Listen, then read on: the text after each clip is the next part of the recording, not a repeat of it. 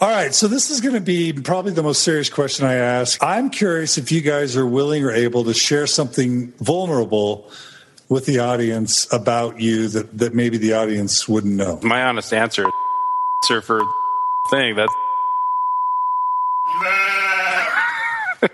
Oh my gosh! Jesus! Don't! You weren't going to do that, Randy. Stop it! No, I totally... It's just that you ask a question like that, and it's like, that's the first thing that comes to my mind, and how do I top that? Well, like, how do I come you don't up... have to say the first thing that comes to your mind. No, but it's like, what else is there? Actually, I'm ready to answer. It might seem crazy what I'm about to say. The question of, are you happier now? Because I do hear a lot of ex-Mormons say they're so much happier now after they've left the church. Sunshine, she's here, you can take a break. And, part of it is that I have inherited from my mother, a pretty high anxiety level. With the air, like I don't care, baby, by the way. But I am anxiety ridden, and that hasn't really changed since I left the church. And, I can't honestly say that I'm happier. Because I'm happy, clap along if you feel like a room without a roof. So that's kind of my confession. I'm not going to be one of those people that, one of those ex-Mormons that trumpets how much happier I am now than I was before, because I don't know if I am. Clap along if you know what happiness is. Clap along if you feel like that's what you want to do. Come on. This is Infants on Thrones. Philosophies of men mingled with humor. We are the core.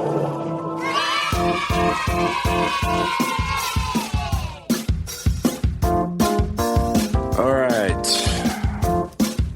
So, the question of the day. What's the question of the day? Are we happy? Are we happy? Why do you sound so weird? This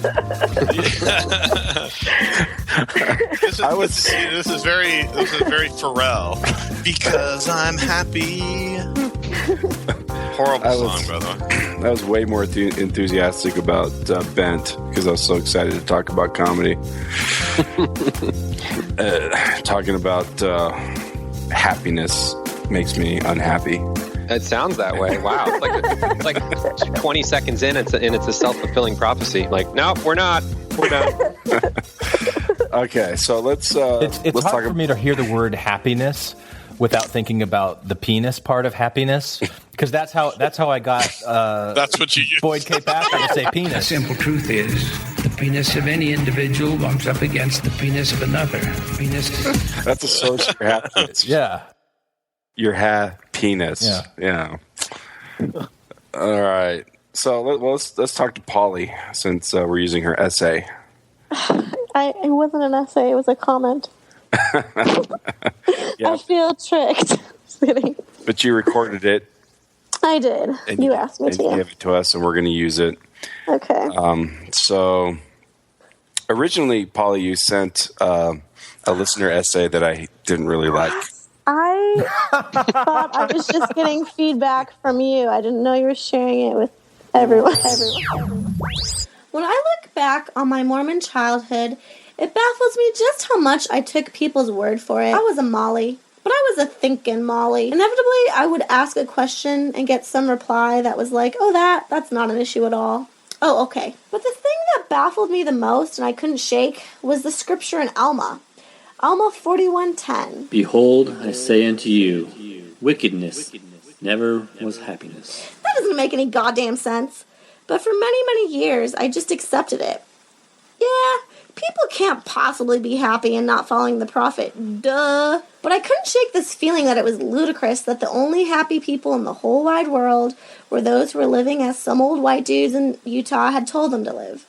I knew wicked people. I knew people with 2 earrings in their ears. They seemed all right. I didn't grow up in Utah. I had atheist friends, gay friends, Muslim friends, friends who were members of the Great and Abominable Church, whatevs. I knew women with careers and their kids were not hoodlums, and they didn't seem to be the cause of every societal ill. I was cognitive dissidencing hard. Fast forward to my disaffection. I slowly started experimenting with being wicked. And you know what? It was freaking awesome. I'm pretty sure drinking coffee is happiness. So is watching Game of Thrones or anything on HBO. Tank tops in 100-degree weather, staying home on Sundays, that is totally happiness. It seemed that when you try out some of these naughty scenarios, you can see that they really aren't so bad. I was surprised when I tried alcohol for the first time. It was incredibly uneventful. But that's not to say that leaving the church has made me happy, because it hasn't. I loved being Mormon. And like a lot of you, I suffered a great loss in leaving it. Sometimes I feel like it's a sadness I'll always carry with me. I really wanted to be a goddess and shit. But I just know now that not writing in my journal or planting a garden doesn't leave an indelible unhappiness scar on my soul. It actually feels pretty damn good. Yeah, newsflash. Glenn listens. That's how we roll. Okay. I listen too. Glenn, I didn't get any feedback. I know. Yeah, I didn't get any feedback from Bob, but Glenn equally didn't like it. Fair enough. And Jesus, nice way to start. Yeah. Oh, it wasn't just me who thought it sucked, but actually Glenn also confirmed it sucked. Somehow this is going to come back to be my fault that I didn't take over. Right. Captain Diplomacy. Right. Well, I knew Polly was kind of hurt because there was one of the podcasts she left a comment said that she sent in an essay, but Randy didn't like it, so whatever, or something like that. And so I knew it bothered her. And then we had the John DeLynn podcast where he was asking that really uncomfortable question where you bleeped out my real secret. The Barbara Walters moment. Yeah, totally. So John asked that question, and my answer was, and I think a lot of people interpreted my answer as I'm not happier since I left the church, and that's not true. That's not what I said. Actually, what I said is I'm not sure, and really what that was is kind of a similar reaction Polly had to the I'm an ex-Mormon videos, plus all the comments that you see on ex-Mormon boards where people are just like shouting from the rooftops how happy they are since they left the church. And I'm not that enthusiastic about how happy I am, although I believe that I'm happier since I left the church, and I can explain that or explain why later. So Polly's first essay really was kind of talking about, and she was trying to be a little too cute for my taste. Whatever. About all the taboo things you're not supposed to do, like drink coffee and drink alcohol and things like that. How that's not as scary or evil or leads to unhappiness like the church will say. But she kind of touched on a topic that was really dear to my heart, which is, am I happier after I left the church?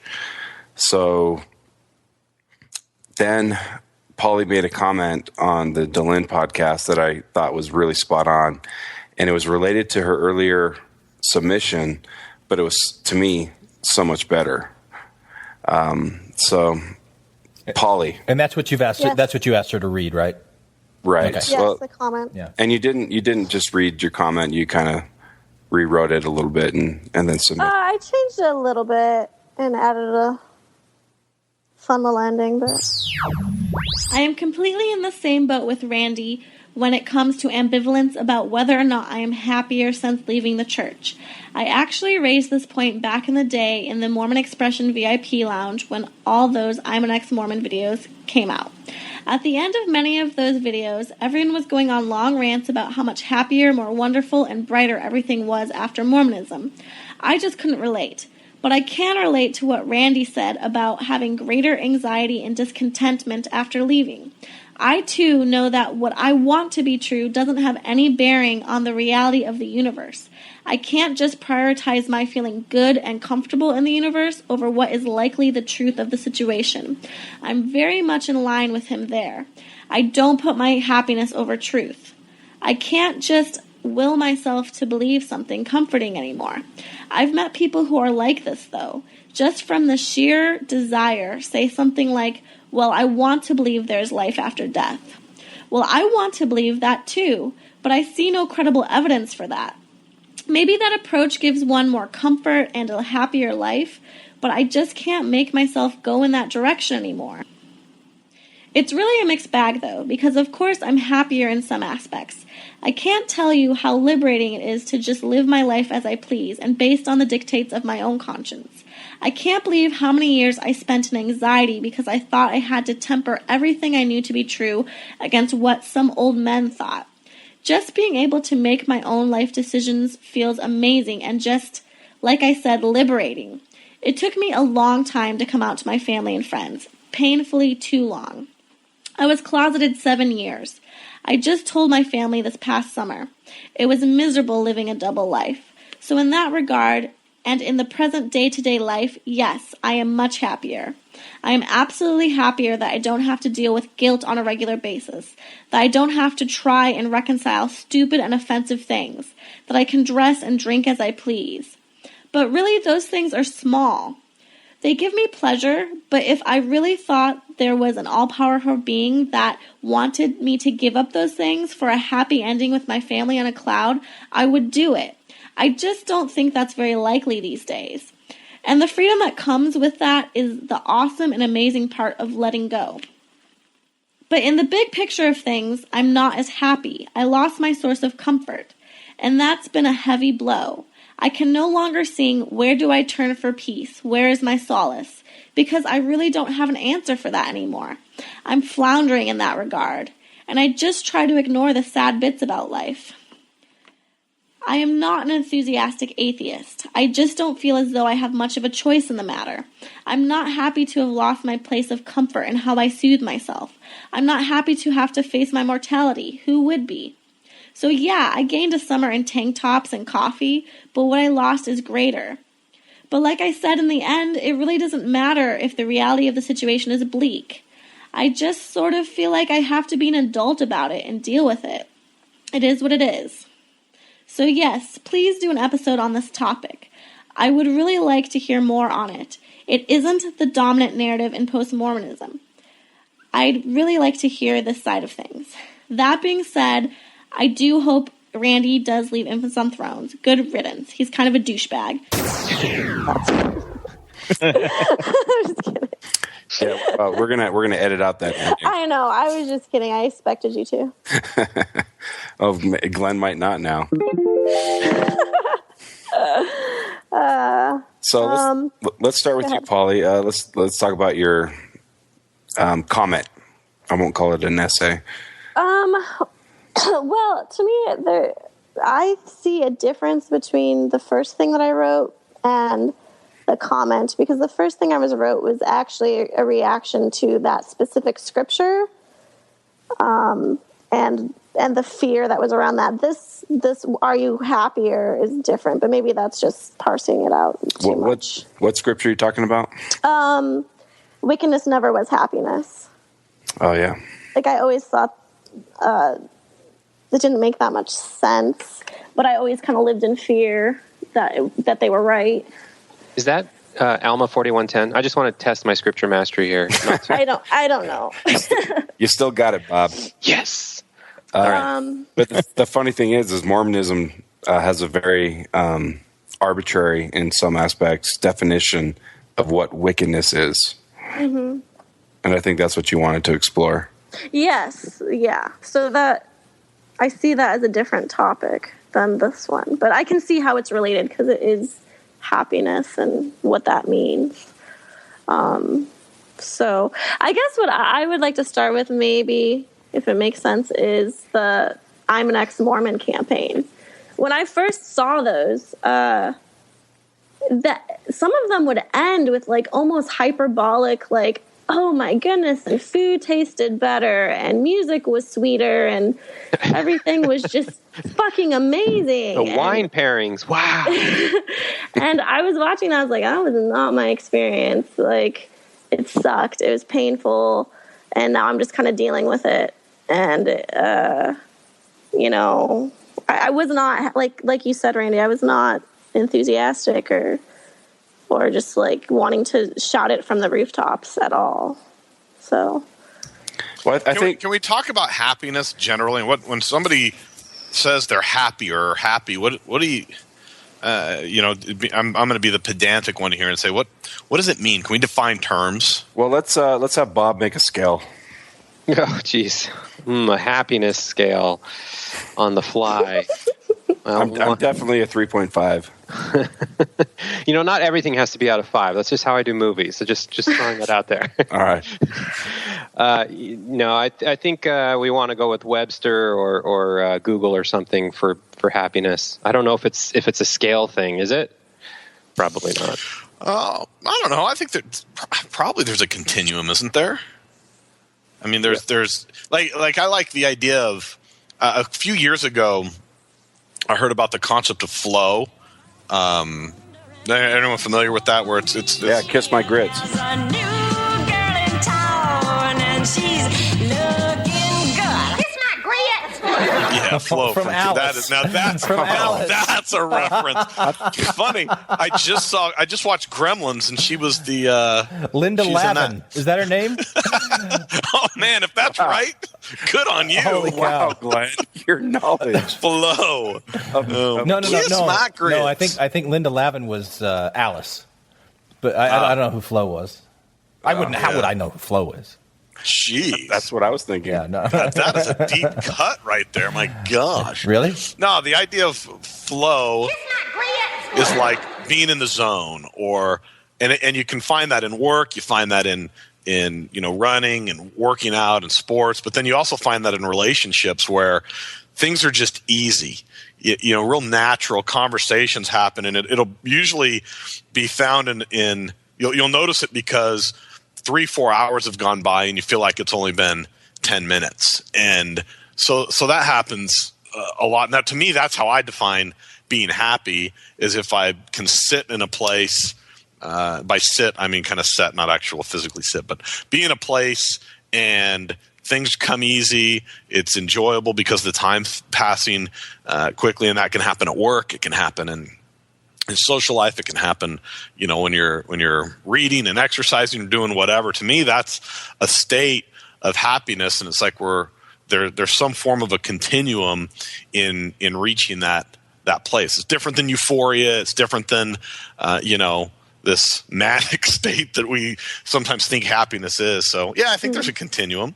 And it ebbs and flows, right? It's not something that you aspire to and then you grab it and then I've got it, happiness. All right, get the stopwatch going because I don't want to let go, because by definition it can't exist unless the inverse of happiness or whatever, some other emotional state exists by contrast, so that helps define the highs because the lows exist too, right?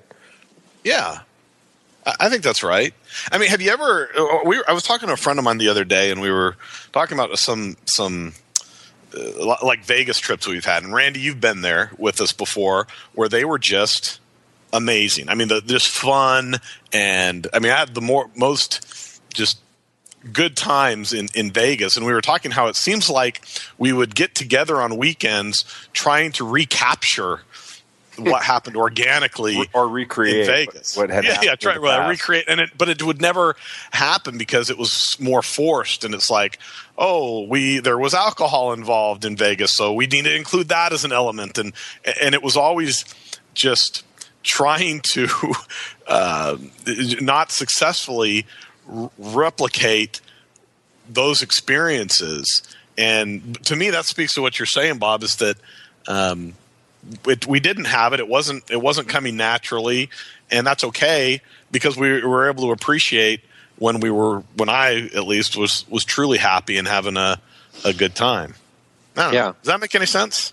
Yeah, I think it has something to do with what my brother's always trying to remind me since I left the church, is that he says I'm thriving. And what he means by thriving is since I left the church, I've really taken off on certain things like learning and experiencing things that I wouldn't have allowed myself or wouldn't have learned otherwise, had I not left the church.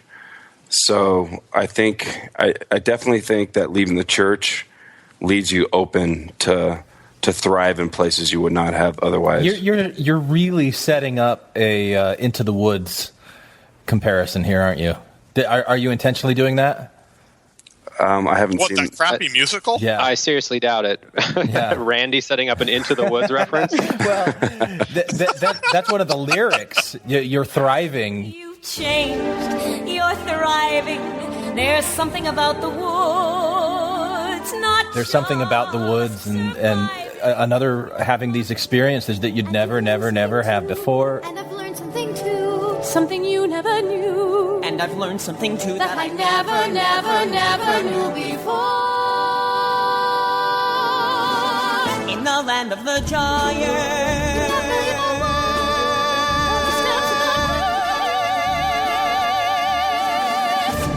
That's part of the. It's a good show, and it's an interesting thought to think of leaving the church as going into the woods, and I don't know. I think we need Scott for that one with his Rapunzel tangled tower metaphor. Well, I guess I was asking myself what it was about being Mormon that made me feel happy, because I think I wasn't one of those people that was an unhappy Mormon, and I think what it was is that I knew where I belonged, I knew who I was, I knew who my people were, I knew what I was supposed to do, and now I'm not as sure, but like you said, Randy, it's all open, and I'm enjoying what I'm doing, and I'm having those organic, fun experiences, but those things that, like I said in the comment, that gave me comfort and, where I could go in hard times, that's where it's kind of it's open-ended. I don't really know. But generally, yeah, I'm having a great time. I'm partying more like I never did, and I'm experiencing things, and I'm doing things that I was told I shouldn't do.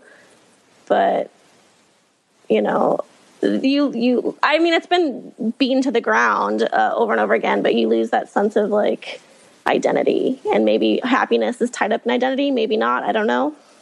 Yeah, well, I think one of the things you touched on was having a place to go for solace. Mm-hmm. Because when things are going great, it's fine. When things are going, it's fun, everything is wonderful. But when things are not going great, that's when you're like, wait a minute. Yeah. What did I do? And so I have this really distinct memory of going on my mission. And the first day when I left the MTC, and it was my first night out in the mission field, and I was actually in Tempe for my first area, and it was so weird. I stuck out like a sore thumb. I'm not the kind of person that likes to stick out, and here I am on a bicycle, looking like a total buffoon in Tempe, Arizona, and a car drives by and yells out, "Satan loves you!" And I was like, it was like I was in a dream, and I just had. We went home. We got ready for bed, and I had like a mini panic attack. And back then, what I had to turn to was Jesus. And I got on my knees, and I prayed, and I prayed, and I prayed, and finally, I had this sense of peace come over me that everything would be okay. And that was something I could turn to back when I was a believer, and I was able to go to sleep really easily that night. And now it's like, if I'm having a mini panic attack, I just got to deal with that shit. So I do acknowledge that I've lost something there, but it's not something I could just choose to go back to, because I don't think belief is a choice. I think belief is what it is for any given person, and then we post hoc an explanation afterwards. Mm-hmm. This is why I don't believe. This is why I choose to believe. And I think that's just a delusion. Right. It's interesting because I feel like I've lost a sense of drive since disassociating myself from Mormonism. I used to think that I had an edge. I had an edge on the world, and I was automatically always above average in practically anything I wanted to do. Mm-hmm. And nobody who's Mormon would admit this, and it's a little bit of a caricature, but I can say safely for myself, looking back, I feel like I just always thought that I was better. I had things figured out. And luckily, I got my main degree that makes me money. My crisis of faith happened toward the end of getting it. So, since then I've been working and being fine and making money, but I haven't cared like I thought I would, or like I assumed I would, in terms of like the leadership ladders, and I don't care about church callings or that social structure. I don't really care about work either. Maybe I should, because I'm destined for a life of just middle management. So I have some tension there. But then but now that I'm out and I don't think that it matters, part of me is like, I don't know if it's less happy, but just, who cares? It doesn't matter. I'm just going to try to maximize the time in my life to experience and do what I want. But then that drives a new sense of tension, because that can't be a good reason to live life. So it's all sorts of weird. It's not completely solved, or it's better and I'm happier. It's just different, and I'm freer, it feels like, but I'm still struggling with what I want and what matters and what doesn't. Mm-hmm. Yeah, and I've moved a lot lately, from Phoenix to Kansas City to Denver. Another thing I really miss about the Mormon Church is that you just plug into your social pipeline. Yeah. And now that we're here in Denver, my wife and I haven't really gone to the effort to create a new social group around ourselves. And I feel really bad for Jen, because she's kind of lonely. Whereas if we were in the church, you could just plug right in and she would have a support group automatically. I mean, but one caveat to that is that when I left the church, I realized how superficial those friendships really were. But they didn't feel superficial at the time. Mm-hmm. Yeah. And they were still functional, and maybe that's it's true. Still valuable. Yeah, I do much less too. I've moved twice now since leaving the church, and each time I've gotten to know and participated with less people, and it's not meant to be a depressing thought, but I feel like, especially where we live now, we've only lived here for a year or so, and we're like, by the standards of Mormonism, we're like reclusive people. Like, we don't have friends or go out and with a group or meet up regularly with anyone. It's just, it doesn't happen organically, and we haven't figured out how to replace that. And maybe we haven't felt the need to, but then every once in a while there's like a little bit of a mini, I don't know, I wouldn't call it a breakdown, but just a like, wait, should we be more social? Should we, get out of the house and do something for humanity other than just for ourselves? Nah, what's on the DVR? Right. Well, do you think that my thought today as I was thinking about this was kind of along the lines of Bob saying that I thought I was better, but it was almost more because I'm blessed, things will just work out. The answers real problems were somewhat meaningless because, it'll work out. God's in control. This was meant to be. Those simple answers would take sometimes real and very complex issues of life and distill them down to just something that was a lot more manageable, but also, and I think that concept just contributed to, I guess, at least a perception of happiness that, I'm so special, everything works out. Whereas now it's things might not work out. Yeah. Reality that, there's real shit and horror in the world, and that shit and horror might come across my doorstep, and I might not have the answers. The things will just work out. In fact, and that's scary. And some of that fear, certainly in this continuum of happiness, lends itself to a lack of I guess, happiness, however we're defining it. Yeah. You lose the false sense of security and the false sense of control, and the false sense of meaning. You have to then. This kind of touches on what Bob said. You have to then go out and create your own meaning, and that can be a lot of pressure. It's a ton of pressure, and it's a very like meta first world problem, right? But it's the fear of missing out. Now that I know that this is all there is, and I don't get to catch up on the reading I'm not doing, and the other things in the afterlife or whatever, I have this sense of being in a finite state that every decision I make, everything I do in terms of what I create or what I consume is like a lost moment that I don't get back, and it better be something that I really want, because I don't have that much time. And you know, if you think about it, your experiences in life are just a tiny sliver of what's available to you. And it's a very, like, I feel self-conscious because it's like a very like, oh, cry me a river. You have too many cans of whatever to choose from at the grocery store. But it's still the fear of missing out, the fear of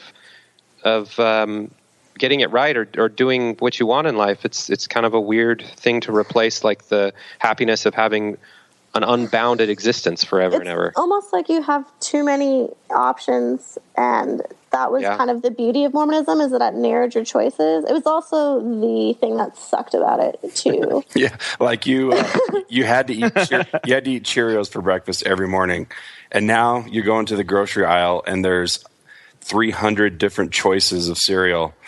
And you're just like, I can't decide. I don't know.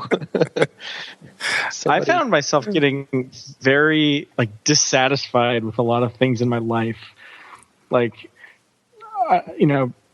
unable to tolerate my job, for example. Thinking, oh crap, I've got one career, 40 years of work at something. I'm not going to go another 35 years doing this, and. So, it's really hard for me to put a. Did you climb into a tin can, Jay? Do I sound? Oh, there you are. That's much better now. So, with the eternal perspective, no matter how bad it is in life, the resurrection will come in and give you a perfect body again, and then Jesus will come and make everything better and whatever. So in a lot of ways, that sort of, for me anyway, as an LDS kid, made me a little bit complacent. I know there's the prosperity gospel thing, and all that worked on me too. But I also, if something didn't work out, I'd be like, oh, well, Jesus has got my back later.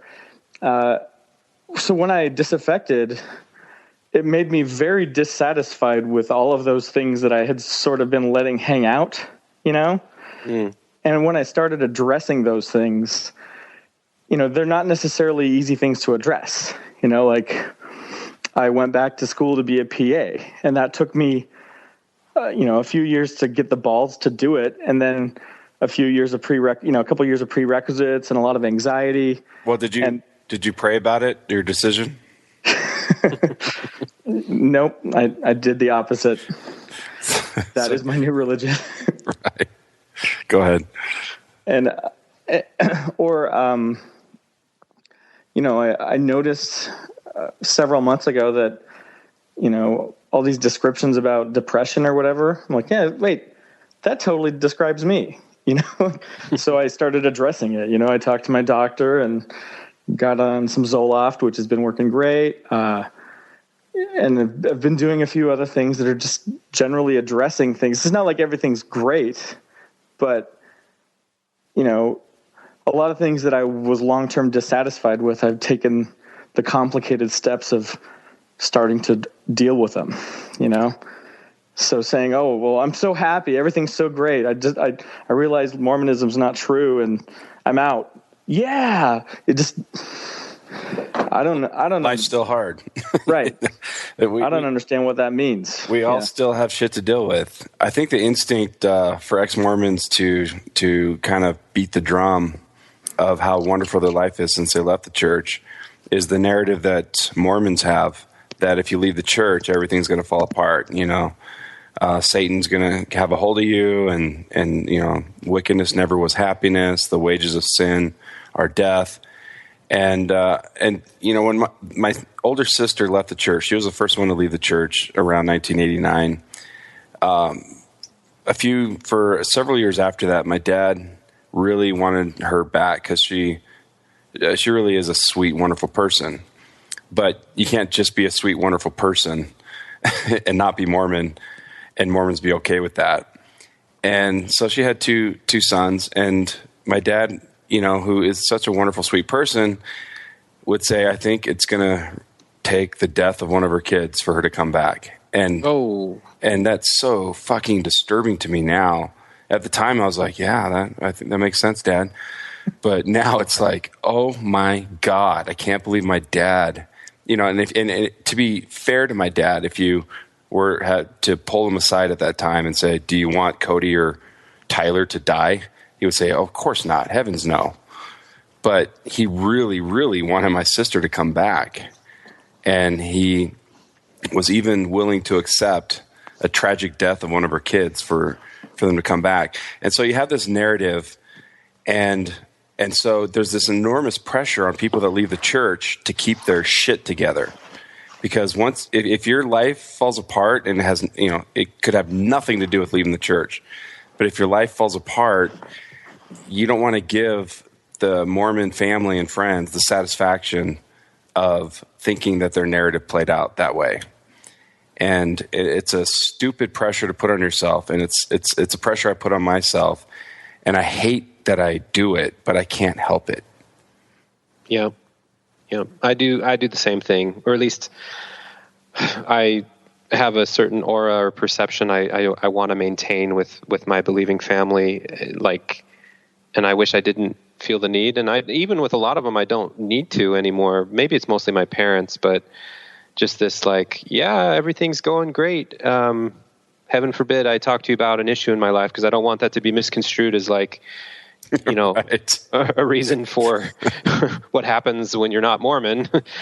So let's just double down and go with everything's amazing. Everything is awesome, Everything is cool when you're part of a team. And it's a little overkill. So nowadays, and it kind of fuels the whole superficial level of conversation, by the way, which is a separate topic. But if you're not allowed to be sad, lest it be misconstrued as something else, then with certain people, then you never have a real relationship with them anymore, right?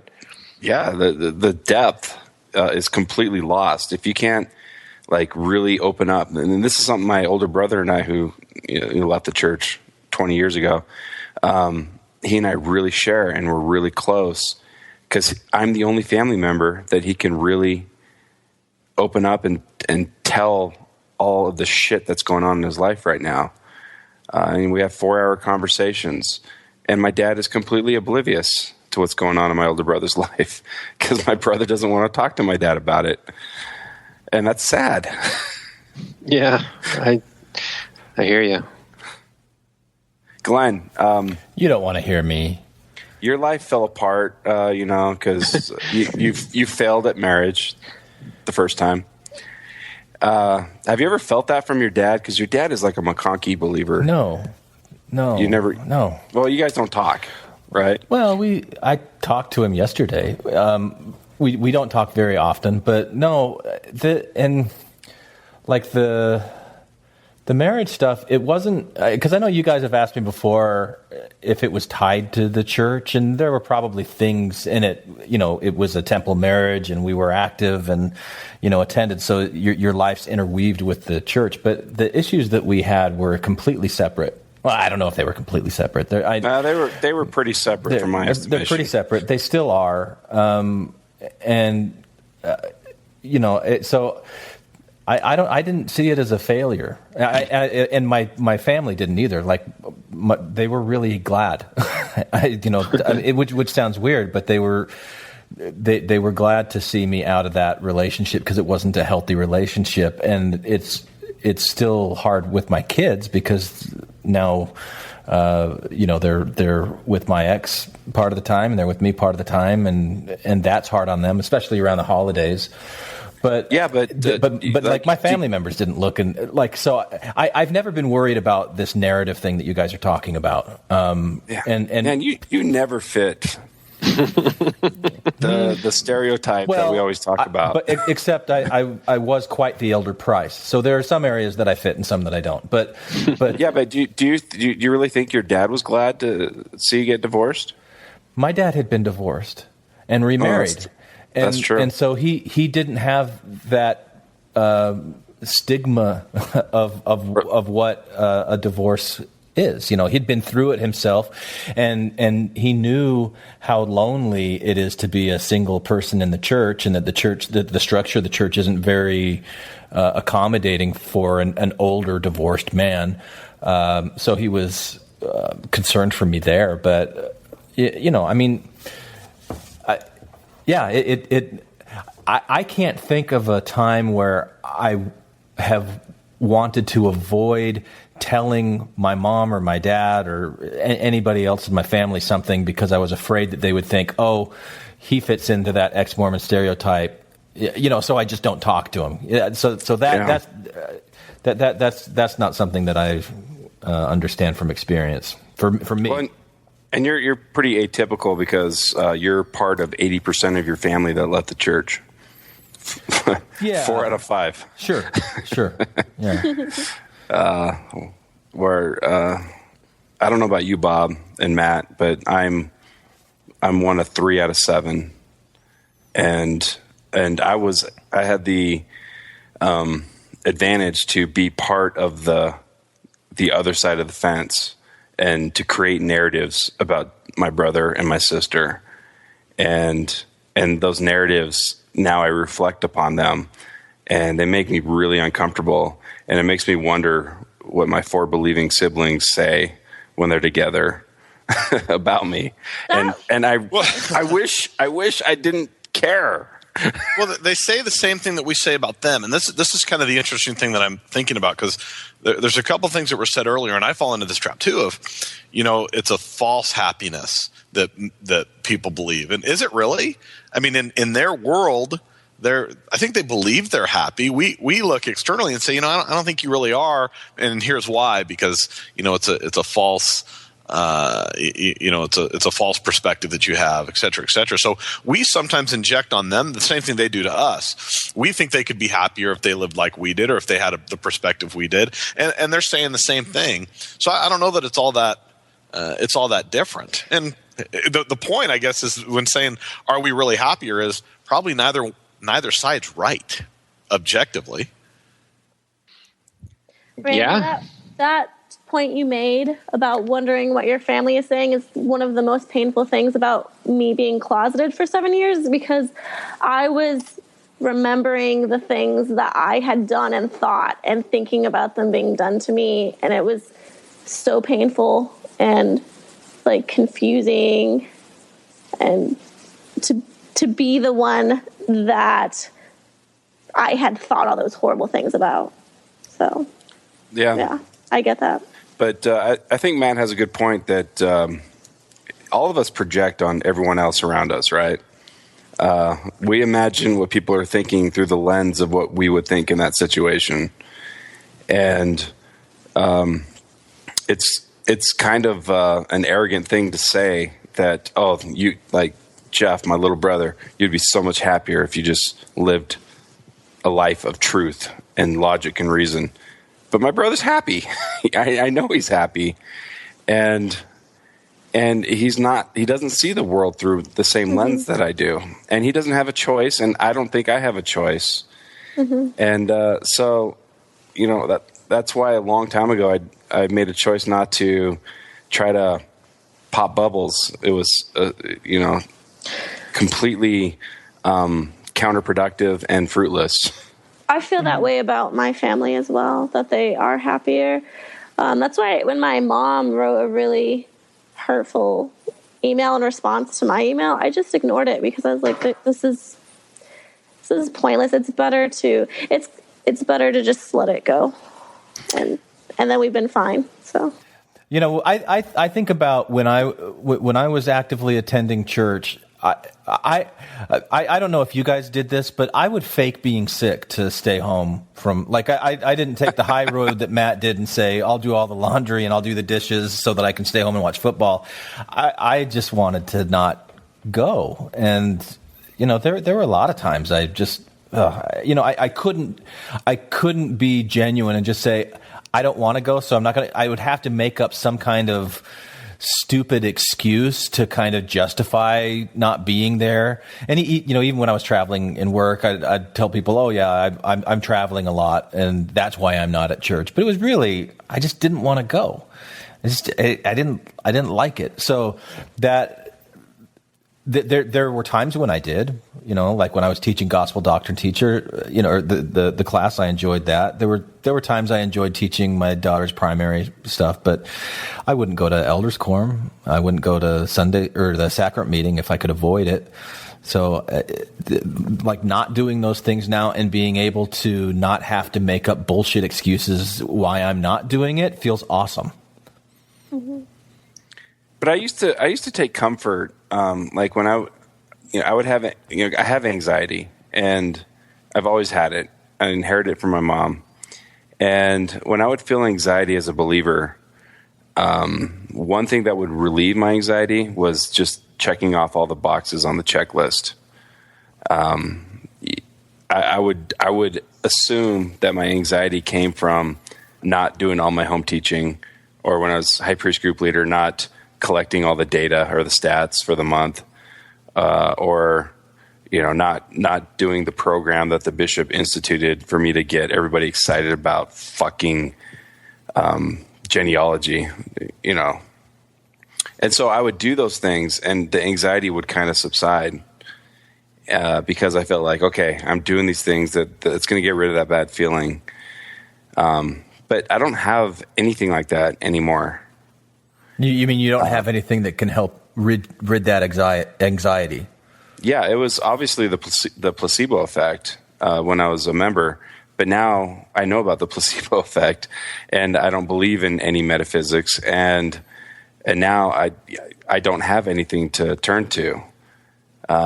So there's it's kind of like probably Bob would do this. You have a positive and a negative chart, and you write things out. But in the end, it really doesn't matter, because if you remember in the DeLynn interview, Scott said, because he was really intrigued by what I said, and he said, "But would you go back if you could choose to go back?" And the answer is no, I wouldn't. But the real answer is it doesn't matter, because I can't. Right. Mm-hmm. I can't put the genie back in the bottle. I can't unlearn, and I can't change my brain or my personality to, like, do you guys remember the Richard Bushman interview? It was one of John DeLynn's first interviews. Mm-hmm. Mm-hmm. And John kind of tried to pin him to the wall. And do you remember what his answer was? No, not really. What did he say?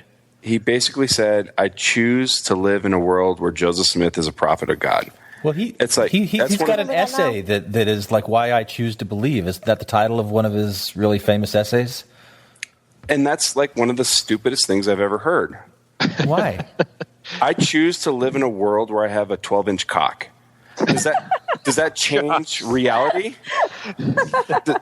It's overrated, Randy. Trust me. I know, Matt. I've seen it. But it's, you can't just, like, what you... And I think Paulie you're comparing this. like apples and bananas here. No, I don't think so. Like, you can't just... Like, what you choose to believe doesn't have any bearing on reality. Well, okay. Well, right? say Bushman's quote again. I choose to live in a world where Joseph Smith is a prophet of God. Yeah, but that you can't take a ruler and put that next to Joseph Smith and go prophet of God, not prophet of God. It's a much more complicated process to measure out and determine Joseph Smith as a prophet, and so he's putting a lot of bias into it.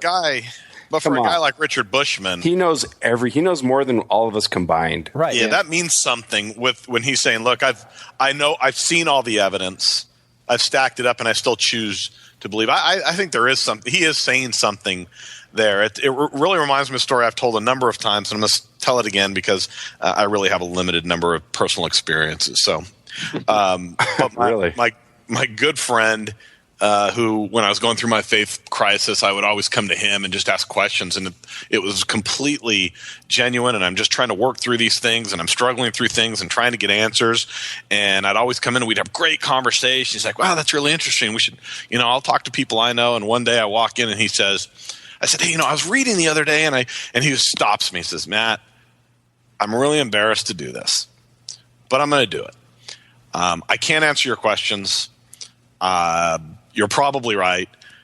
I'm not going to be able to. It's hurting my faith, and my integrity hurts me to say this, but I'd rather believe than know the truth. Yeah. And I was just blown away. Did he say in those exact words, "I'd rather believe than know the truth"? Yes. Really? Yes. Wow. But what's happening, what I believe, my hypothesis of what's happening there is that he has an emotional response to losing his faith that is much stronger than the rational part of the brain, the prefrontal cortex. And so he just believes. And then he, after the fact, explains to you, Matt, why he chooses to believe. And then I have, the other side of the coin, such a strong emotional response to finding out the truth and, wanting to follow that. And I don't believe. It's not a choice. I just don't believe. And then I post hoc why I don't. I'm doing the same thing he's doing. But they're two sides of the coin, and I think that's what Richard Bushman's doing. I'm not quite sure I'm tracking you there, Randy. You're choosing to not believe the way that he's choosing to believe. No, you totally missed the point. Yeah, I did. We don't choose. We believe or we don't, and then we. What did you said something like that you were doing the same thing as him, just in reverse or something? Well, this is what humans do. There's a neurologist who really concisely explained what our conscious brain contributes to the total function of the brain. He says, you're like a man standing on a giant barge. And so the conscious part of the brain is how we identify ourselves, but really the unconscious is 99% of what's going on in our brain. So we don't even have access to what's going on, why we choose to do what we do. But then our brain, the conscious part, the guy standing on the barge, constructs a narrative. And so after the fact, you construct a narrative of why you choose, quote unquote. Or why you chose, why you did what you did. You're saying after the fact. After the fact. You're reconciling or you're justifying it. Or you're telling a story. Yeah. You want a coherent story. That's what confabulation is all about. We have these snippets of memory from our past. Right. And then we fill in the blanks, and we can't tell the difference between the filler material and the real memories. So are you saying that you rationalize the choices that you've made in a similar way that Matt's friend rationalizes the choices that he's made? It's just they're different choices. One is a choice to believe, and one is a choice to... No, they're not. They're not choices. They're just what's happening. You believe or you don't believe. You have the kind of personality that will believe no matter what is put in front of you, or you have the personality that won't believe when it's brought before you. The nature-nurture mix. Well, so you've got a certain mix of your environment, and then you've got who you are genetically, your DNA. But regardless of that nature, in Matt's example at least, his friend is making a choice to not put that evidence in front of him. No, he's not making a choice. He's not. He believes no matter what. He's going to believe. His emotional response to the information. He's going to be in the same place in 3 years? No, not necessarily. Because there's a causal chain in 3 years that he can only shield himself so long or so much. It depends on the person, though. You really don't want to admit that there's any choice in here. You're not allowing any room for that. No, I think the choice is an illusion. I think we think that we can choose, but we our most of what we do is unconscious, and we don't know why we do what we do, and things can change. Just like my last missionary companion, who when I first left the church in 2010, he friend requested me, and I reached out to him because I thought there's no way this guy's still in the church, and I told him I left the church and why, And he called me to repentance. And then just last week, after 5 years, he contacted me and said, yeah, I'm on your side now. And, I don't think it was a choice. I just think things happened that changed the causal links that led to, what he ultimately decided. And then he, after the fact, tells the story. That's what we all do. We all post hoc narrate our lives. We're all narrators of our own lives. Are we not, Glenn? Yeah, and we make choices on what we're going to include and what we're going to not include as we're creating those narratives. We make choices all the time with those narratives. But one thing, Randy, that I want to take what you're saying and then take it back to where we were comparing ourselves to other family members. And whenever we do this thing where we make it personal and we talk about people who are real to us, then we're always like super, super careful. And we're like, yeah, I don't know. I'm not happier. Their context is different. But then what do we say when you look at the aggregate and you look at like how Utah leads the nation in depression, drug use, whatever addiction stuff? There's just like lots of metrics. I didn't come prepared. And so it makes me wonder, like, isn't there something about Mormonism that we can point to that says, yes, based on these statistics in the aggregate, there's a little bit of a stronger unhappiness correlation here. And once we remove the personal and stop talking about our brothers and sisters, can't we quantify this in some way that's more than just, you are who you are? I'll jump in here, Bob. This is Jay, because I totally think that we can do that.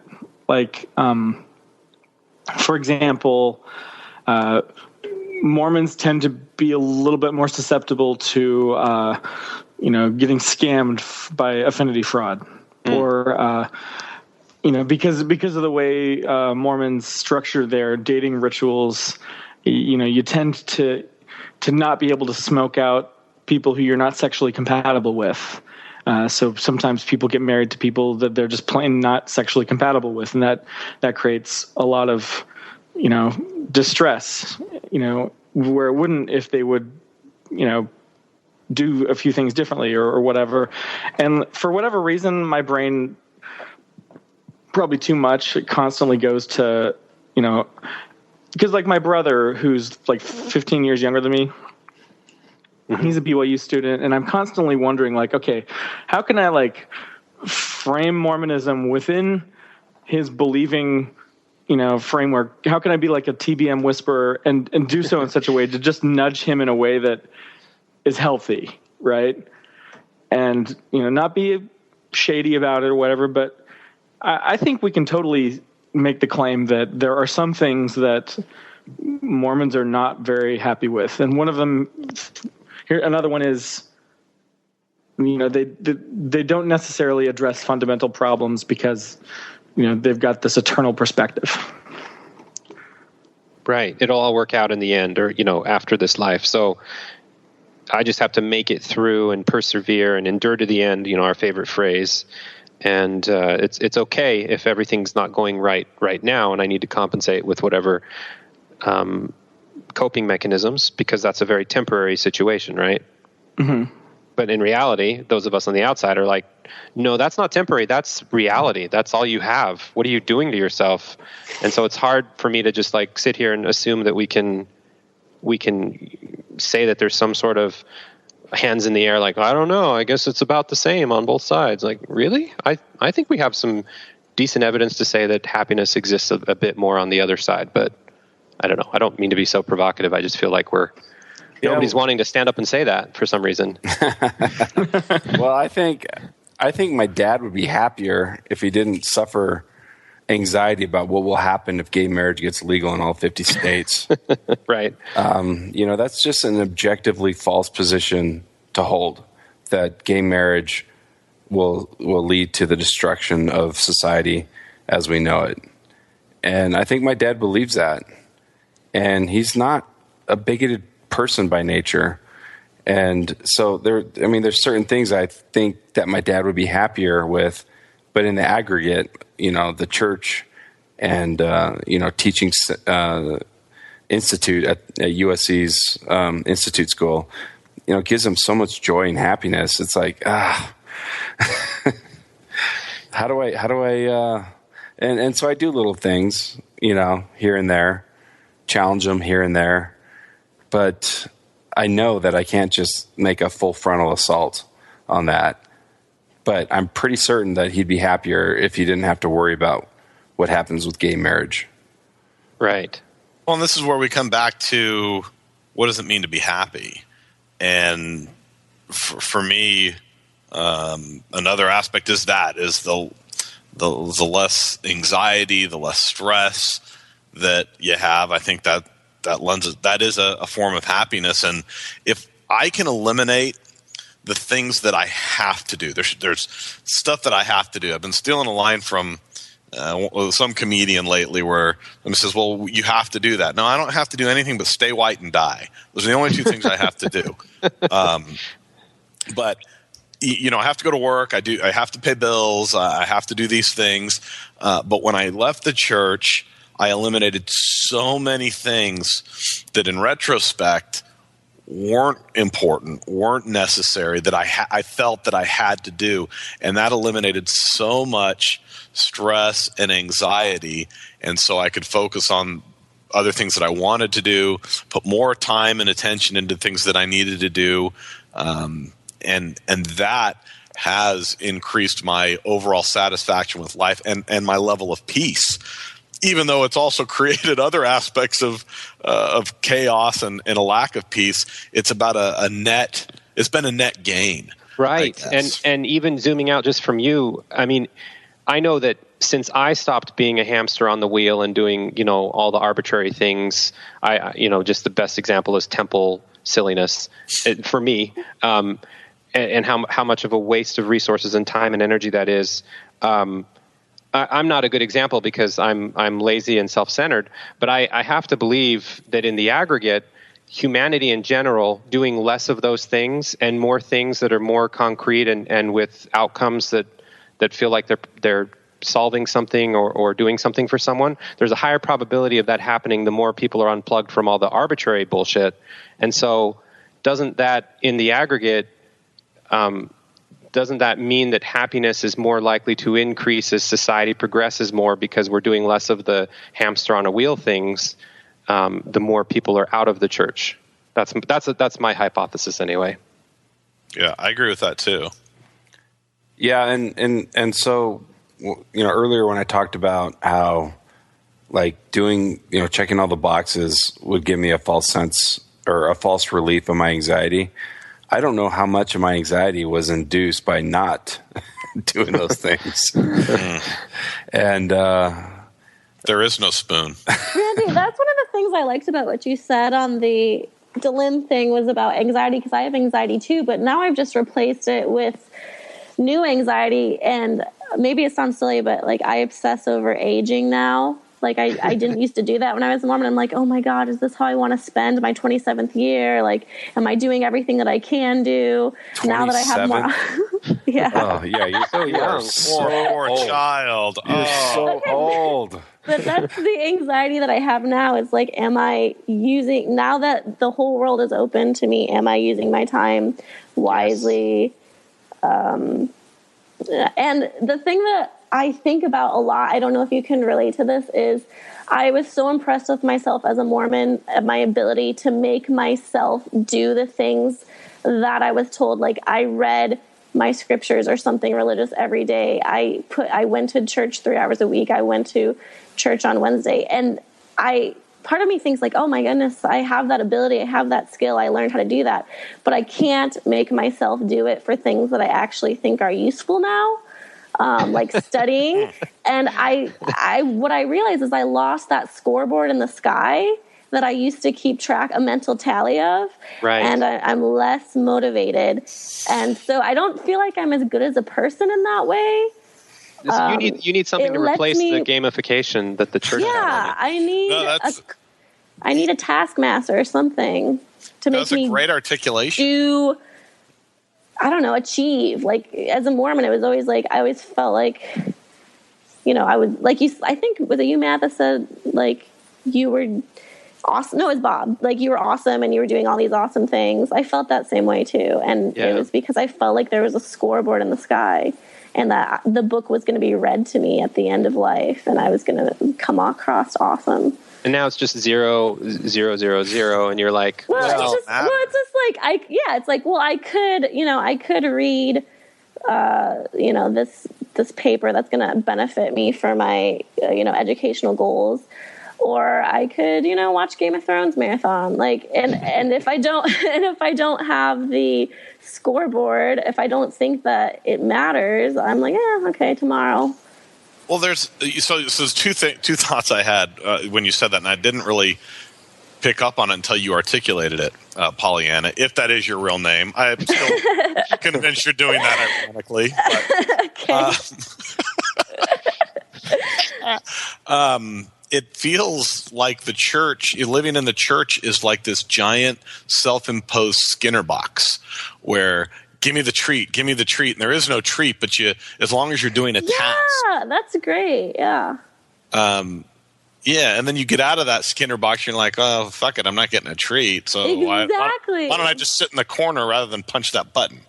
And there is an aspect to I feel exactly the same as Bob and you said. I actually do less on Saturdays. I don't do yard work to the same degree I did. I do feel a little less productive and a little less lazy. But part of it is because there is an aspect of, I was going to say hedonistic, and I don't know if that's the right word, but just I really want to spend my time on stuff that makes me happy and does give me pleasure, and in some cases that's watching a Game of Thrones marathon. Yeah. And but at the same time, it's an issue of. But no, it's not. Well, okay, it is. It's an issue of perspective. But it shouldn't be. Here's what I've come to. It's an issue of perspective. So. Somebody who reads books or does these things, great. They're using time doing that, and they get joy out of that, and that's great. Well, but I can read instead of reading Game of Thrones, I can watch it because I like TV. So a lot of my friends will say, "Yeah, I got my hobbies. I watch TV. I watch movies," and you don't get as much. You don't get as much reading about the boobs. That is true. There's definitely a lot more boobs. Yeah. Boobs. But I don't know.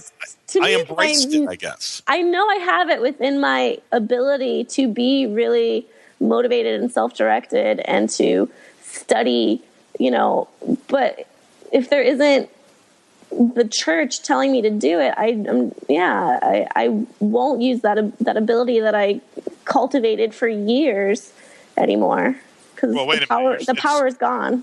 So you're in school? No, I'm not in school right now, but I'm applying to grad school, and I could be reading things and working on things towards my ultimate goal. Is what I'm trying to say. Or even just anxiety management. Like, I fully believe that if I were to meditate or do yoga, it would be beneficial. But because I don't have some kind of religious or because you don't have to. Because I don't have to. Exactly. Because I don't have to, I'm less inclined to do it. But because I had to read my scriptures, or I had to, listen to a book on tape. I did that a lot before podcasts as a teenager. Listened to Ton of Shoes Among Nephites and all the John Bytheways and everything like that. And it was easy to do extra too because I really believed in the scoreboard. I really believed that God was like looking down on me and winking, saying, "Good job, Polly, you did good." It's because there's nothing that's replaced that long-term tally. So if somebody's like, "Oh yeah, if you read in the end, whatever that means, or later in life, that's going to be better for you because it stresses your brain molecules in some other way." Yeah. And for me, it's like, practically the only thing I do every day now is like take a shower because because you have the benefit is very obvious every day. Unless I don't have to leave the house, like today. Not on Sundays though. If I don't have to see somebody that I don't know, it's questionable. Yeah. Yeah, but do you brush your teeth every day? I do. You have to. I have to. Yeah, because that's a very cause-effect driven thing. But when somebody's like, "Oh, the book was better than the movie, reading's better," it's like, why is it better? Fuck or you. Or exercising or anything like that. That's self-motivating. In the words of Jim Gaffigan, you know what I liked about the The movie? No reading. No reading. Yeah. Well, there was an interesting comment on our website by our good friend Heather Clarkson. Mm-hmm. She had a very miserable experience with Mormonism. Mm-hmm. And so for people like that, yeah, I totally get it and totally believe that leaving Mormonism is obviously a net gain. Yeah, and it wasn't comforting or positive anyway, so it wasn't a loss. No, but for me, it was a positive thing. You know, I had many people, and this is one of the things that my wife had the hardest part of letting go was people would tell me all the time, "Oh, you're going to be bishop someday," and there's prestige in that. And she actually kind of became enamored with the idea of being the bishop's wife.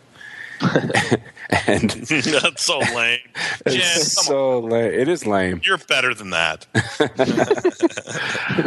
But she doesn't listen. Who am I talking to? But basically, my point is, I had, totally a net positive experience being Mormon. I didn't look to leave the church. It kind of came upon me, and so leaving the church, I was giving up something. But there's a lot of people, especially gay people, or women who are feminists, where it's a no-brainer. It's a slam dunk. Leaving the church is just better. Yeah. So I do want to acknowledge those people out there. And I'm not saying that I'm not happier, just like you said, Randy, but I feel like there's this bigger picture of the answers and comfort with dealing with death and things like that is lost. And I don't know how to deal with that. I haven't really figured that out. And maybe it's not that big of a deal because the day-to-day life is better, but it also seems like you're just you have a new shelf and you put those things on that shelf. Like, do you feel like if this is a really super hypothetical question, but like if you could be yourself, but without having grown up Mormonism, how would that, because I wonder, doing the statistics again, it's easy to say, hey, look at Utah versus look at the rest of the United States or whatever. But what if you said, look at Utah, look at the rest of the United States, and now look at the community, which we don't have the data for, of ex-Mormons as a third group to be in the comparison in the aggregate. Would you guys think, again, hypothetical, we don't know, that ex-Mormons would be, where would they be on that scale? Would they be happier than Mormons? Would they be happier than the population at large, or just right about the same? Well, there was a study that was done on this, and it was actually presented at one of John DeLynne's conferences in New York. Glenn, I think you were there. I did. You didn't show up. No, I was hanging out with some friends. You fucking asshole. Anyway, I found the study and I sent it to one of John's friends, who then presented it. And it's a U-shaped curve that they found. People that are true believers in any religion are happier than people who are doubters or kind of in-betweeners. Tweeners are the least happy. And then the curve drops down, then goes back up. And people who really don't believe are just as happy as the true believers. It's the people in between where the dip comes. And so I would say that based on that study, that ex-Mormons on the aggregate, not individually, on the aggregate are just as happy as TBMs. But I will not say that they are happier than TBMs because I don't believe that, and I don't think the evidence supports that. That totally reminds me of what John Larson said a couple of years back about, I think once somebody's had a faith crisis, our job is to get them out of the church as soon as possible, because trying to do the middle way is just totally miserable. Those people are not happy. Oh, yeah. And, that's one example of many where John Larson changed my mind on something. And, yeah. Yeah, I was totally miserable. I had to put my garments back on to go see my family. I was giving myself ulcers. It was a nightmare. But not literally. I didn't give myself ulcers. But as soon as I left, I felt so much, just a weight lifted. But I'm not happy. I'm not an enthusiastic atheist. I'm not happy that,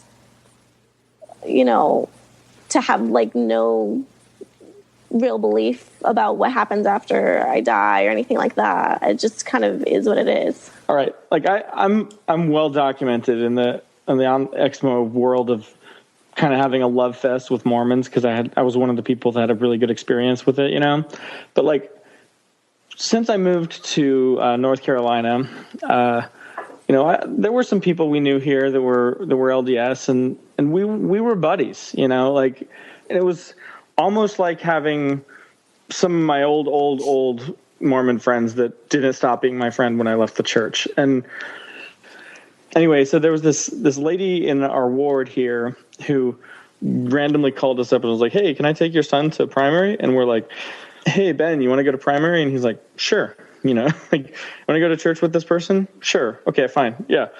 And then the next week, the bishop calls us, right? And he's like, "Hey, I'd like to come to your house. Can we come over on Tuesday?" And I'm like, "Sure, come on over." Right?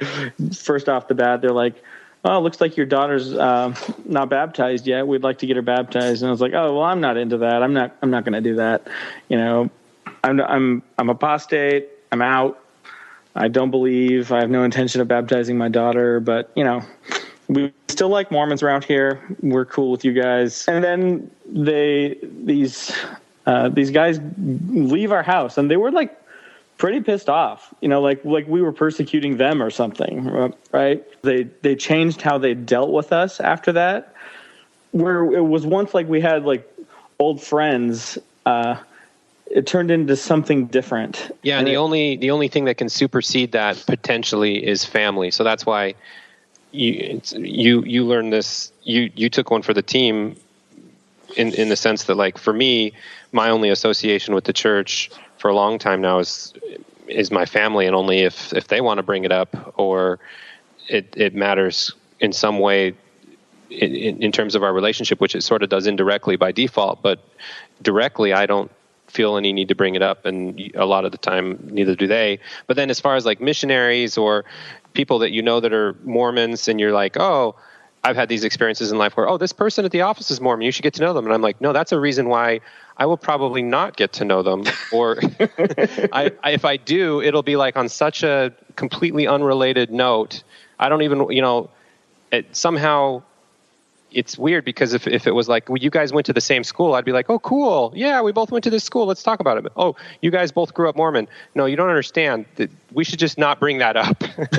Exactly. Right. And, for this kind of pain, I totally put that square on the leadership, right? The leadership of the LDS Church, your fault, right? I literally haven't done anything to be pissing off Mormons lately. Right. And yet I have, you know what I mean? Right. It's stupid. Yeah. I mean, I think it's kind of a no-brainer that if you left the church and you're still married to a spouse who's a true believer, yeah, you're not happier. Or if you got a high pressure family that won't relent, yeah, that's going to cause suffering in your life. But I haven't really had that. My wife left the church with me, and my family has chilled out after my sister first tried to say that me leaving was like a death in the family, and second, at my kid's third birthday party, tried to convince me that Boyd K. Packer is a good person. Who brought that one up? Hey, Randy. No. Boyd K. Packer. How that got brought up was one of my siblings tipped her off to my Mormon Stories podcast. And I don't know. You had some choice words about the Packer. I apparently did. I haven't listened to that in years, and we'll never listen to it again. But she just came at me, saying, He's a sweet, wonderful, exemplary man. And it's at my kid's birthday party. We're at the skating rink, and I reduced her to tears. So you didn't just turn the other cheek on that one. Oh, hell no. I don't believe in turning the other cheek because I don't believe in Jesus. But some of his philosophy is good, but not turning the other cheek. That's the one you're going to go with is the crowning. I do not believe in turning the other cheek. That's stupid advice. Talk about making a group of people doormats. Oh my gosh! Really, you believe in turning the other cheek? No, I don't believe that it's either you're going to be abused in life or you have to punch people in the face. I think there's some nuance in what Jesus was trying to say. It was really him, of course. Yeah, who knows? Right. I didn't punch her in the face. Well, maybe not. Or, but anyway, they've all chilled out. So basically, I'm just kind of left to my own devices, and it's this is what you text me, and I love it. Life is more complicated now in many ways, which sucks, but is also rich. And so, basically, my final declaration is I think and this is just an opinion. I think I'm happier since I left the church. I certainly wouldn't choose to go back. Life is more complicated. You are left to your own devices. There's no easy answers, but the richness of it is worth it. Look, man, I believe, and along those lines, I believe that Mormons live in a saccharine bubblegum world in a lot of ways, and they do it by avoiding controversial topics, controversial art, movies, things that really make people grow and think about things. And they avoid things like, I was talking to somebody the other day about beers and how, I drink like a sorority girl because I never developed an appreciation for bitter. So hops and coffee and these types of things, we like our coffee particularly sweet. We like our beer or alcohol fruity or sweet generally. And we didn't, as Mormons, grow up with an appreciation for the bitter. And similarly, sometimes there is joy that comes from life when we embrace and acknowledge the bitter. Yeah. Because there must needs be opposition in all things. You can never know the good if you've never known the bad. You can never be happy if you've never been sad. You've got to taste the bitter so you can know the sweet. You've got to be hungry to be glad that you can eat. It's called opposition, my friend. Opposition. A necessary condition in this world of ours.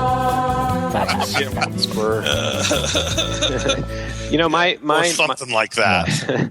My takeaway is that happiness is kind of the wrong metric. It's sort of a false sense of accomplishment for Mormons if they're not doing this, but if we're helping them do it by proxy by saying like, oh look, it's hard, you can't really tell, maybe you're a little happier but it's pretty close, and happiness, I think the takeaway for me is that it's not what's most important necessarily in life, and that's how we always talk about it for some reason. Whenever the conversation of happiness comes up, it's like, oh, this is the ultimate trump card of whether something's good or true or meaningful, and I don't think it is. I think it's just a cliche thing that's the go-to metric, but it shouldn't be, should it?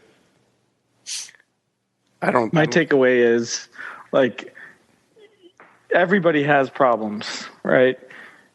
Address them, right? Take them on. Don't just do nothing about it, right? That's my takeaway. Yeah. So what else do we want to say on happiness to wrap up? Pollyanna, did you get your last 2 cents in? I think that, like I said in my little essay, that I am happier day to day. I'm happier to have the weight lifted from the struggle. Like when I finally told my family, I had this moment where I sat down and I was like, wait, now the central conflict of my life is over. Now what? And it was weird because it had just like weighed on me for so long, and now it's. The Princess Bride. Inigo Montoya. Yes, Inigo, exactly. Yeah. It's like, once I killed the guy, what do I do now? Exactly. What's my purpose? And I mean, I still obsessively listen to you guys and stuff, so I'm not 100%, but Yay. Hey, we're a landing place. We're not angry face place. Oh, okay. Well, I don't know if you read that. I did read that, but I did also listen to the Book of Abraham episode, so I'm not so sure. Jake. That's Jake. All Jake there. And he's like 26. He's like your age. Yeah. So where was I going with that? Oh, so I'm definitely happier, but I think that the question of whether or not Mormons or ex-Mos are more happier is besides the point. I think that we're both just like different people dealing with different things in different ways, and it's more of a trade-off. Like, I think that maybe Mormons trade off some of the annoying things about the culture and about, whatever it is that because not everybody, even the happiest TBM is annoyed with something in the culture, but they trade it off for the comfort and the security. And I think that maybe the ex-Mos trade off being able to do some of the things they were told not to. But I don't know what the I mean, maybe freedom or what's freedom the other of, side? What are yeah, we? what's the other side giving of up? that? What are we giving up? Your liver. What was that? Yeah, the liver. Oh, if you start late, you're okay. You're going to go with the Mormons live longer because of the word of wisdom? I wouldn't, sign on that one. But I mean, no, you give up being able to live authentic and choose your, like, specifically for me, like I was able to give up all the bullshit about having to be a stay-at-home mom, and I'm much happier for that. But then it's like, okay, well, so what? I still can I be a stay-at-home person? I'm still just. Okay? Oh, that'd be. I mean, cool. I don't know. We all just end up in the ground eventually. So. Well, I think there is like when you first leave the church, there's an initial excitement to doing all the taboo things that you kind of wanted to do, maybe, and now you can do. There's an initial excitement, but that wears off. It does. It just wears off. Well, I'm still having fun, so I'll get back to you. Just kidding. Well, you're like 22, so. I'm not 22. Yeah, wait till those weekends start really taking a toll. What do you think that the concept of always seeking for an eternal state and this perpetual state of happiness that is at least sold? It's sold to Mormons not just in the afterlife but also here, that if you do what you're supposed to do, the Holy Ghost is with you, you're going to be happy, and that's selling just something that's not realistic. And so when Mormons don't experience that, and more significantly, if they're not happy, they don't. They're dissatisfied at work or at suffering home or suffering from depression. Yeah, or have those issues, or that can be really traumatic. And I think as ex-Mos, if you are still seeking that, some perpetual state, some nirvana, you're also going to just say, I'm not happy. I'm not happy. For me, the concept of impermanence, and I bring it up, I know all the time because it's changed the way I live my life, is embracing that and saying there are so many things, almost everything is temporary. And so embracing that and acknowledging that lends itself to whatever metric you want to use, whether it be peace, happiness, mental health, these things. But finding the opportunities when you are happy and enjoying them in the moment, knowing that they're going to go away, to me is happiness. That sounds so Eastern religion, and I like it, and I think that rings true. But one of the realizations I had when I was studying Eastern religions and I was learning about nirvana is the ultimate goal of nirvana is nothingness. And I said, well, I'll just be an atheist and do that in one life cycle and call it good. Like, why do I need to do the striving? Which I guess goes back to my like laziness, where I can't make myself like do all these enlightened things anymore. But anyway, I mean, it sounds good, but I'm just like, so what? I just want to, like, you guys really want to know where I want to get? Yeah. I want to get to the place where Glenn is. Oh, don't say that. What does that mean?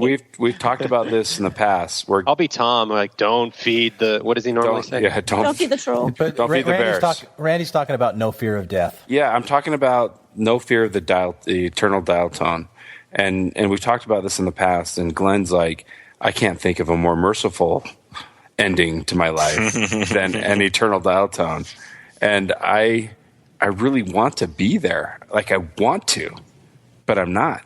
And I still have anxiety dreams about dying, and they drive me nuts. Yeah. And where I would love to be is as comfortable as Glenn says he is with the eternal dial tone. Yeah. Let me ask you guys something. Do you really believe that Mormons don't have anxiety, the same anxiety over death? No, I think. Yeah, I do too. I don't believe it. Because I did. I think deep down, but they I don't. had coping mechanisms then. Yeah, I think they say the right things, and they say that, of course, we know where we're going to go. But when the metal hits the road, is that a real thing? Metal hits the road? The rubber. It's the pedal. The rubber hits the road. Metal, rubber road. I'm mixing metaphors. You're butchering. That was pretty good, though. Yeah. When, 6-1 tomato. It's that when it really hits, they have the same doubts. And we've talked about my family's experienced death recently and over the last year. And that came to a head when the believers had to be confronted with it because they said the right things. They said the cliche things that you say at church, but their actions belied their words. I can speak to my mom's funeral back in July of 1996. Fully a believer. I mean, I was only 21. And I remember being comforted by the thought that my mom was sitting on the casket, her spirit, while simultaneously being tormented by the idea that she might not. That sounds very human. So, yeah. And I think I cried more than anyone out of the 7 kids and my dad. When they shut that casket, I knew I would never look upon her face again because, it's open casket, obviously. Right. When they shut the casket, it was like a thud that shook my whole world. Because they have, Mormons in the Relief Society room have, the special family only prayer, and then they shut the casket. And when they shut that casket, it's a moment I'll never forget to my dying day. And I was not okay.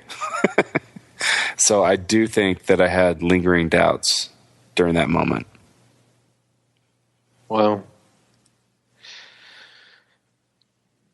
I mean, I could dig her up. Well, that's depressing. Yeah. I was going to make like a point that is so insignificant by comparison. I was just thinking about how when I was a kid, you know how kids love to watch the same cartoons over and over and over again, and it's like, Mommy, put this in. I want to watch this again. I want to watch this, and we all have these childhood memories, and some more fun than others of things that we know we loved.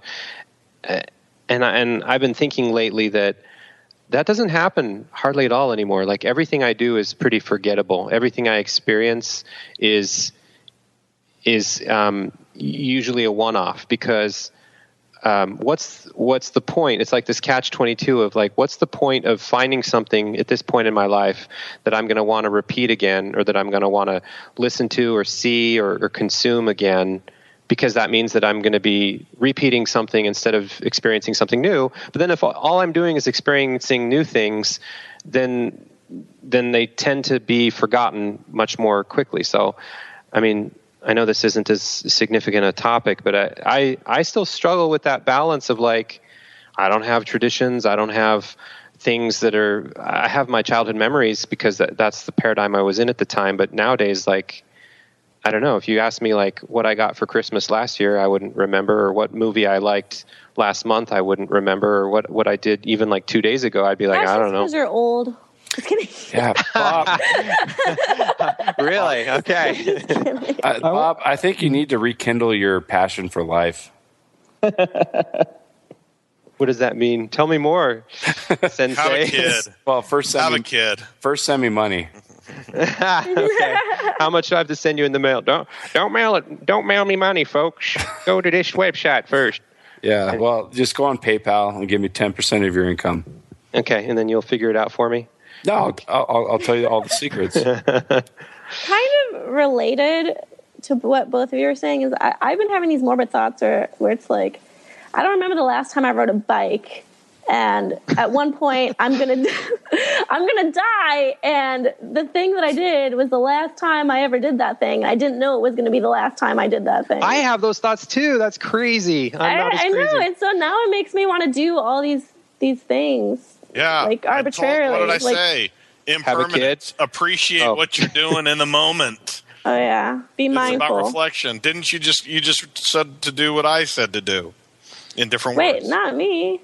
Yeah, now you did. Oh, that's no, basically what you said. I just said I need to ride my bike more often.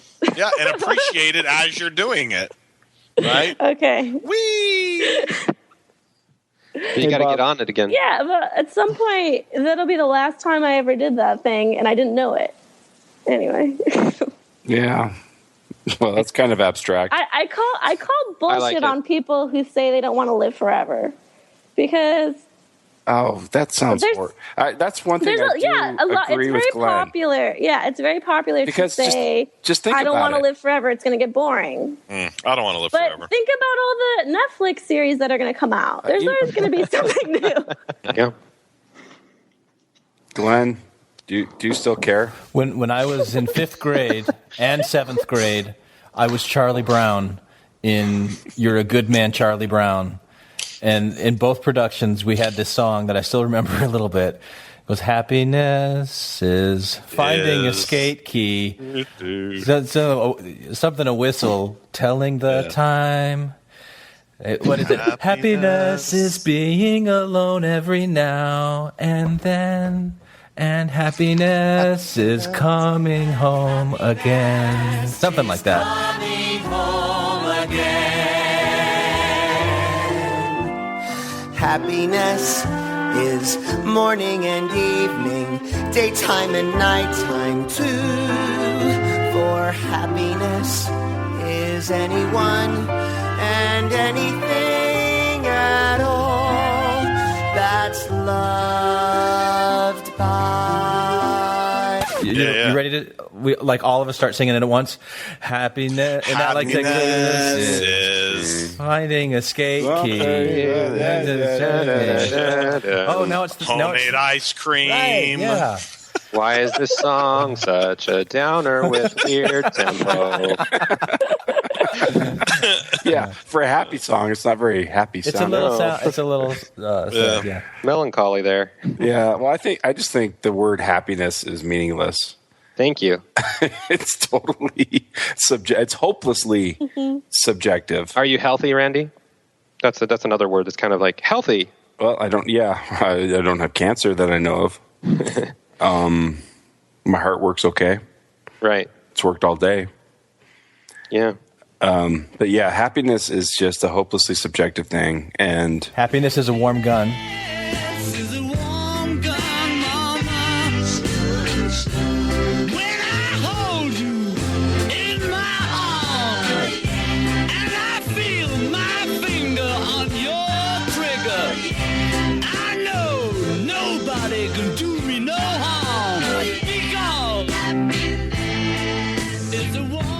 That's another one. Warm gun? Yeah. There's so many. John Lennon, Beatles. Oh, okay, happiness It's a warm gun, mama.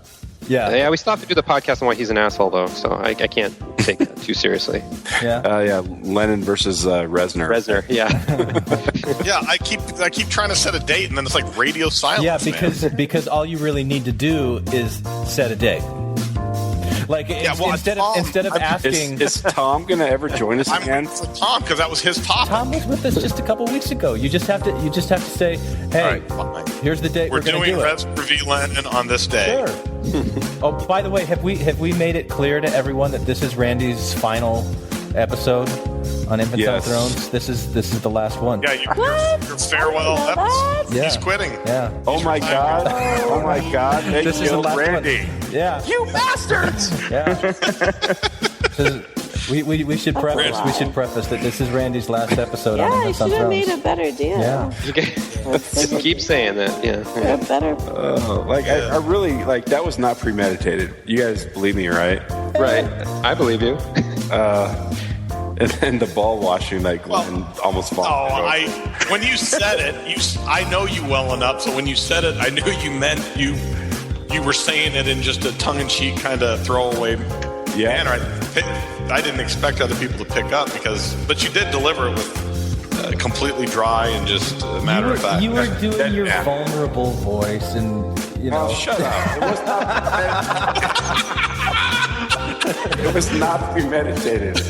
No, I believe that. Your vulnerable voice. Shut up. Haven't you guys all had that impulse at some point? I'm just fucking tired of talking about. Sure. I've had it recently. Right. Me too, Bob. Yeah. I'm having it a lot lately. But when we did the essays, it's just God, this is so fucking obviously stupid. What are you talking about? Yeah. general. Oh, LDS.org, the smackdowns that we were doing. That stuff. Yeah, it's all the smackdowns. I thought you were talking about some listener essays that had been submitted. I'm like, I don't remember doing that. No. Holly thought you were talking about hers. Yeah. Well, he knows that he was talking about hers. He told her.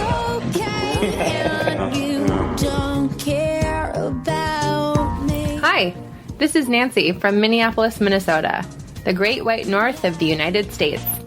You can comment on this episode on the website, infantsonthrones.com. And if you really like what you hear, give the Quorum a 5-star rating and write a short review on iTunes. I did. And if you act fast, you could put your review right next to mine, and we could be buddies. Anyone for the closing prayer? Could you look me in the eye and tell me that you're happy now? Would you tell it to my face? Have I been erased? Are you happy now? Did you climb into a tin can, Jay? Do I sound... Oh, there you are. That's much better now. I must have... I don't know what happened. Sorry, guys. It's okay. No worries. Keep going. We were just getting really dissatisfied with your sound. Randy was too. Well, it just sort of launched me. It's not restate everything you said. Randy was too. Yeah. I was waiting for someone else to say, Jay, you sound like this. That's where the whole Darth J thing's got. Darth J thing. Is it J or what is it? It's Darth something. You're I don't Darth J? I didn't know that. Darth J. My handle on the ex-Mormon world is either Darth J or Elder Vader. know. Yeah. Oh, I've seen you. Because of how he comes across on podcasts.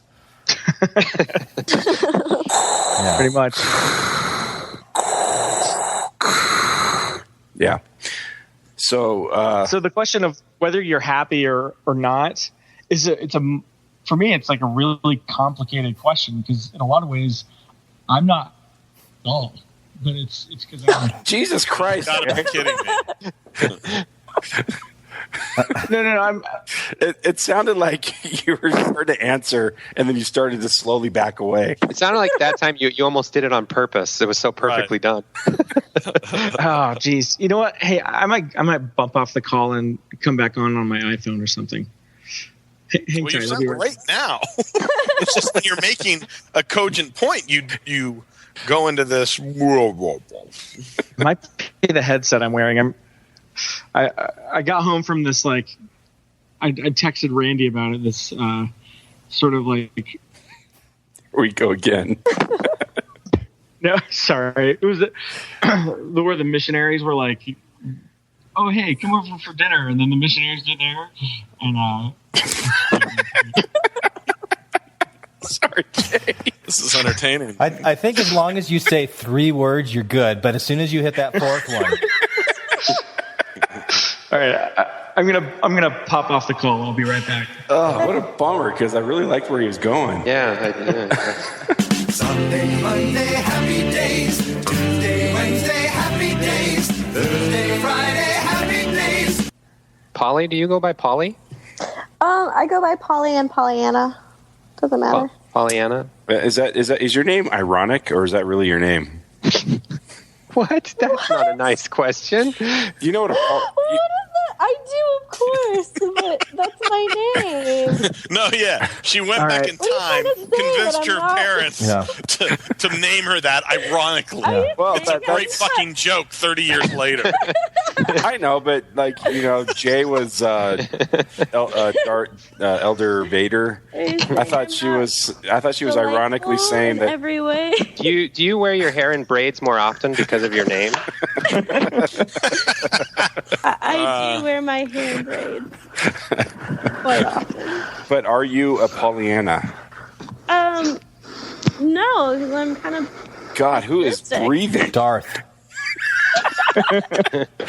Sorry, I'm kind of on. have a complex about that because I'm not that optimistic. Oh. You don't play the glad game. I mean, I am. Some people have said that my name matches, but it depends on the context of when they meet me. And I think I'm if you meet me in person, I seem really outgoing. I've been told that I'm, someone told me I was the most outgoing person they met, which I think is a stretch. But So happy together.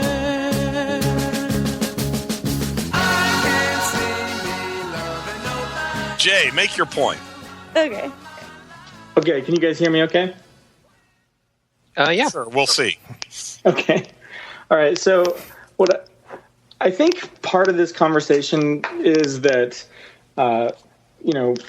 being in Mormonism, you sort of have this safety net and this eternal perspective, and whatever goes wrong, Jesus will fix it later. And see, now there's like tapping. Do you guys hear the tapping? Yeah, there's a lot of clicking. Yeah, I thought that was me.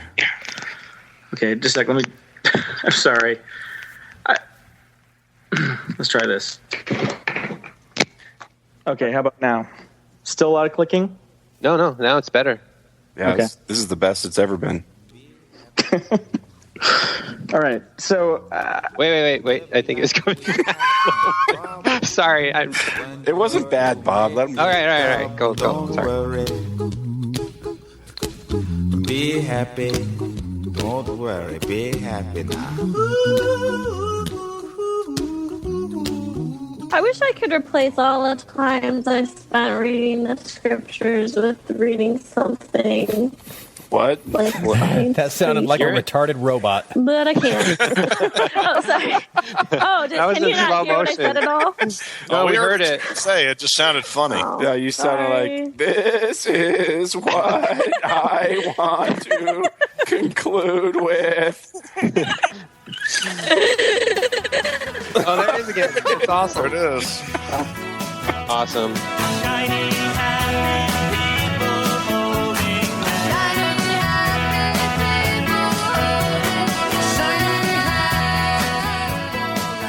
has anybody heard that TED Talk from Alain de Botton called Atheism 2.0? No, I'll check it out though. I have. That's really good. He basically Don't like says, it? Is that what you said, Randy? No, it's really? What an asshole. Yeah, I'm an asshole. You guys don't know that by now? Yeah, that's pretty cool. Randy's like, he's on sorry. And what I like about it is he says, you can take the things from the religions that work. And one of the things I took away from that was I get to design how we celebrate holidays however I want, right? And I get to emphasize any kind of values I want. And I'm the architect of all of that for my family. And, if I want to make Thanksgiving and Christmas mean something else than people typically do, then that's just going to be one of those cool things about my family, right? And yeah, I like that. Yeah, it's sort of if you actually had a choice. I don't know if Elaine Platon was like saying exactly that, but for me, that's what I took away from it. And now I'm curious what Randy hated about it. Well, he hates everything that he doesn't agree with. It doesn't help him towards the 12-inch cock. Yeah, right. That's really that's what it boils down to. I really that's the hardest thing to come to grips with is I don't have a 12-inch cock. The hardest thing for him to come to grips with is his 3-inch cock. You said that.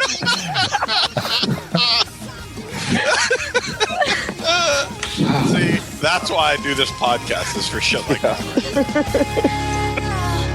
Could you look me in the eyes and tell me that you're happy now? Yeah. Come on, tell it to my face. You really can't tell our names or our voices apart, can you? Not yet. She's No, I can. I can't tell two of you apart. Scott and Matt. But now I know who Matt is. No, Scott and Bob. Scott, no. I don't know how you could mix. Don't tell me who I can't tell apart. I know. I know who Bob is. I can't understand how you can mix up Scott and Matt. Matt's got one of the most distinctive voices, plus his his inflections. Now I know who he is because he told me. Yeah, well, he's the biggest asshole. That's right. Glenn is slowly but surely trying to catch me. It's a tense month. It's a really tense month. It hasn't been a happy month. Shoot, for ex-Mormon Glenn.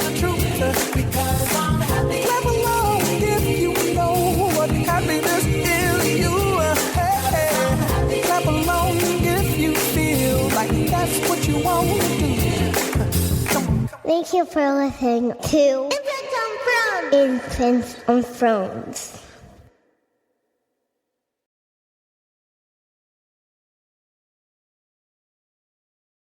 You know what's going to happen if I live forever?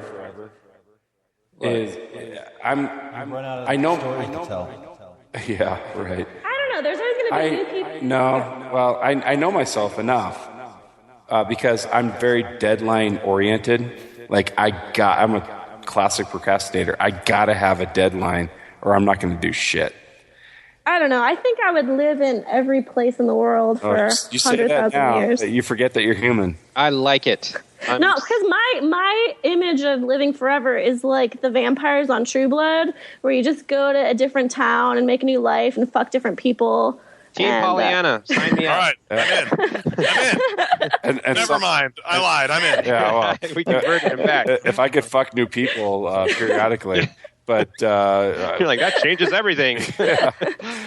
I guess you got to get new people to fuck and new books to read, and he's like, TV's boring. What fucking people? Sorry. I bet apparently you have. So yes, I'm imagining the afterlife as a vampire, so maybe that changes things. But eventually, it's going to be like, it's just another penis, right? For you. You have to add that at the end, and you're like, for you. Penis.